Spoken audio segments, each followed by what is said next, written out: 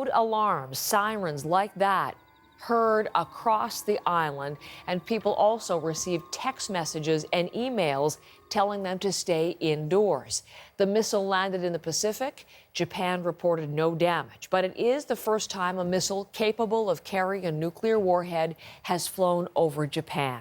South Korea says it traveled around 2,700 kilometers and reached a maximum height of 550 kilometers. So let's bring you more details on this. Bruce Harrison is joining me live from Seoul. The test, Bruce, and the response to it, everyone pointing to this as a significant escalation. Hi, Heather. Thanks for having me on the program. Yes, definitely, especially since I've been covering the Korean Peninsula the last few years.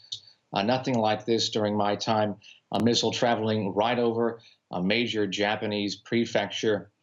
And here in South Korea, quick and harsh response. The Moon Jae-in government testing some bombs in Gangwon province here, about 5 hours southeast of Seoul. These are large one-ton bombs.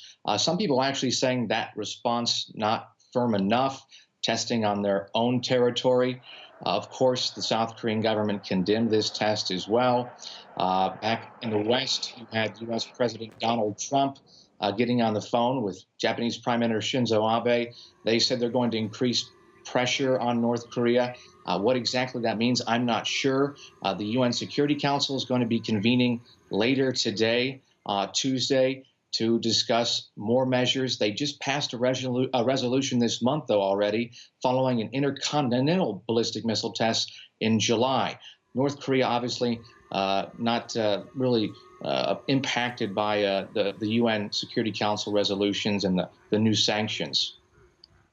Bruce, every time North Korea stages a test, whether it's a success or a failure, security experts look to learn things about the state of the North Korean nuclear program. So as they look to this, flying this missile over Japan in this provocation, what are security experts now learning because of this one?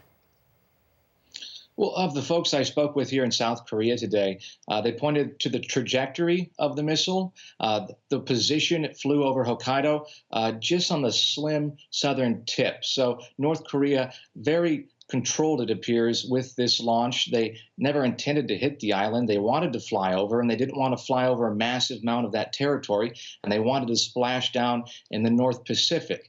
Experts are saying this is a sign that North Korea is trying to show the United States that it has control of an intermediate range ballistic missile, and it can travel the distance, perhaps, to target Guam.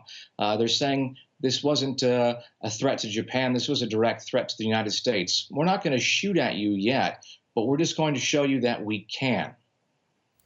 Bruce Harrison in Seoul, thank you very much. Live with us this morning.